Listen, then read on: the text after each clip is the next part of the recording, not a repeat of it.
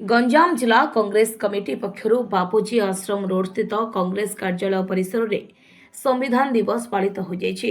सारा देश में 26 नवेम्बर को संविधान दिवस रूपे पालन करा जाउछि। एही परिप्रेक्षी में पार्टी कार्यालय रे एक आलोचना चक्र अनुष्ठित होइतिबा सह नेतृवृंद एवं कर्मी को नहीं सहर में एक पदयात्रा अनुष्ठित हो जाइछि। एहा सह सहर में थिबा महात्मा गांधी, सुभाष चंद्र बोस एवं इंदिरा गांधी प्रतिमूर्ति रे पुष्पमाल्य अर्पण करा जायतिला। ଏହି କାର୍ଯ୍ୟକ୍ରମରେ ଗଞ୍ଜାମ ଜିଲ୍ଲା କଂଗ୍ରେସ କମିଟି ସଭାପତି ରଶ୍ମି ରଞ୍ଜନ ପଟ୍ଟନାୟକ, ଯୁବ ନେତା ବିକାଶ ନାୟକଙ୍କ ସହ ବହୁ ନେତୃବୃନ୍ଦ ଏବଂ କର୍ମୀ ଉପସ୍ଥିତ ରହିଥିବା ଦେଖିବାକୁ ମିଳିଛି। ଦେଖନ୍ତୁ, ଆଜି ଦେଶ ପାଇଁ ଜାତି ପାଇଁ ଏକ ବହୁତ ବଡ଼ ଦିନ। ଆପଣ ଜାଣନ୍ତି 1949 ମସିହା ଆଜିର ଦିନରେ ନଭେମ୍ବର 26 ରେ जो आम देश चलवा एक शासन कल चलवा लोकंर सेवा करने गोटे जो कन्स्टिट्यूशन कराई सेटार आज स्थापन मेमोरेंडम जमा होता। 1950 मसीह एटा आपण मैंने जानते जनवरी 26 रे कार्यकारी होता।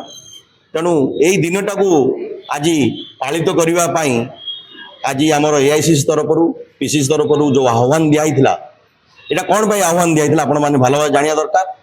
देशर परिस्थिति जो अवस्था अच्छी, जो टाइप रे कुशासन चली, जो टाइप रे एनआरकी चली ताकू कि रकम प्रतिरोध करा जीवो सेतिपई राहुल गांधी नेतृत्व में आमर ऑल इंडिया कांग्रेस प्रेसिडेंट खड़गेजी नेतृत्व में आमे आज सकाळ कांग्रेस ऑफिस रु बाहरी गोटे प्रभात फेरी करूँ लोक सतेज करने।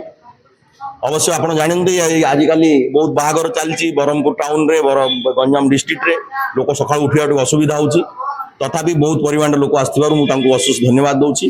आप जानती जे स्वाधीनता पाइबा पूर्वर देश केमती चलो गोटे खसड़ा बनाई से सब आमर जेते विज्ञ लोक थिले, चाहे आमर सरदार पटेल हूँ, नेहरू जी हूँ, गांधी हूँ, डॉक्टर अंबेडकर हूँ, अब्दुल कलाम आजाद हूँ, जेते फ्रीडम फाइटर सब थिले समस्ते मिसी जो आपण चेष्टा करी देश को सुशासन देवाई जो कन्स्टिट्यूशन बनवाई आह्वान देते से नेहरू जी निज कांग्रेस पार्टी कौन लोक दायित्व दे नथिले। से देइथिले कि देश को भल कन्स्टिट्यूशन किए दे परिबो। सी डॉक्टर अंबेडकर से आम कांग्रेस पार्टी रे नथिले, से जड़े एससी एसटी एससी रो जड़े नेता थिले, तांकर गोटे निजर पार्टी थिला, तांको निमंत्रण करागला।